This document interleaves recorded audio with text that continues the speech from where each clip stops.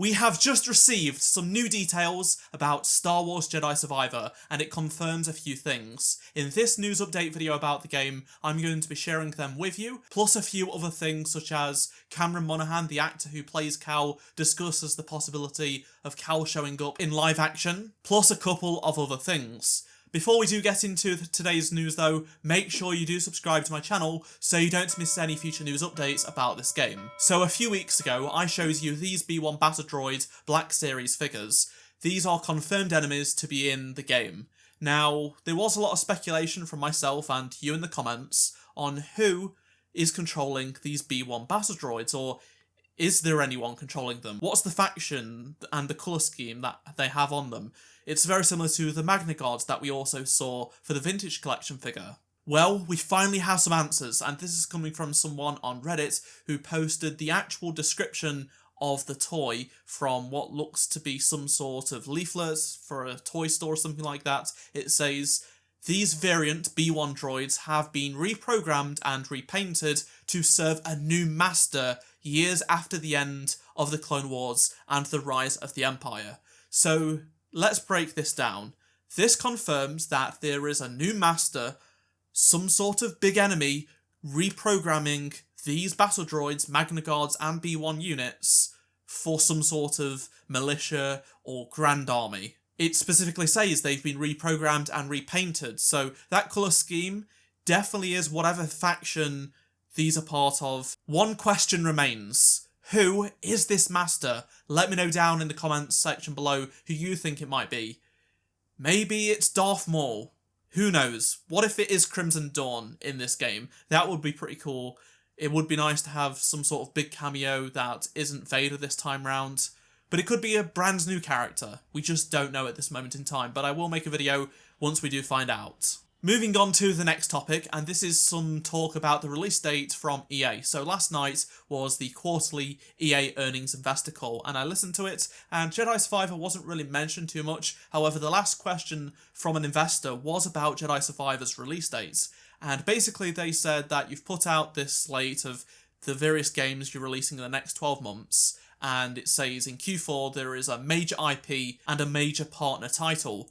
You've announced Jedi Survivor for next year, so can we assume one of these games is Jedi Survivor? And EA said, we are not announcing the release date at this time, and sort of pushed aside the question. But it has been leaked recently. It's releasing in February or March next year. So we have to believe that the major IP is indeed Jedi Survivor, and it's coming out at the first quarter of next year. Next up, we have some new quotes from Cal Kestis himself, Cameron Monaghan. He spoke to a couple of places to promote his new film, and they asked him questions about Jedi Survivor. In the article that Bleeding Cool put out, Cameron says, "It's really exciting to be able to play around in the Star Wars universe again and portray Cal. Not only to portray him, but also develop him to find him different.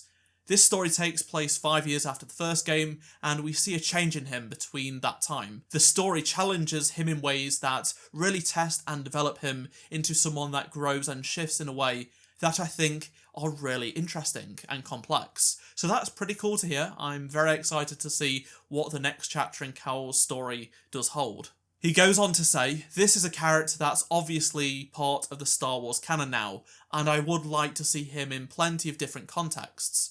There is a lot of stories to tell with him. He's a unique person in this universe, and we can explore something with him that I don't think has been explored with other characters before. So that's an exciting thing, and I hope people continue to enjoy what we did with them because it was a joy to do." In Screen Rant's article, they ask if we will see live-action Cal, and Cameron said, "Well, of course, there's interest. That's all I can say," and he laughs. So I think he might know that at Lucasfilm they are trying to maybe fit him in some Disney Plus series, which would be fantastic. I mean, it just makes sense given that he literally is Cal in the game. He looks just like him, and he's pretty much the right age as well, and I think it would be really cool to see a video game character, a very major character, come into a live-action show. Speaking of live-action shows, in the recent Andor trailer, we see a scrapping yard, destruction of capital ships, and a cutter ship that is dismantling it. Some people think this is Bracca, but I don't think it is. It's probably Ferrix, which is a new planet that was made for. And the reason being is this cutter ship is not from Jedi Fallen Order. It was first seen in Solo, a Star Wars story on Corellia at the start of the film, and then it did make its way into Jedi Fallen Order, and Ferrix is also one of the main planets in this new show. I just can't see Bracca being part of it, but rather another scrap planet. But I hope I'm wrong, but still, it's cool to see little things that we see in the games, also in other Star Wars media.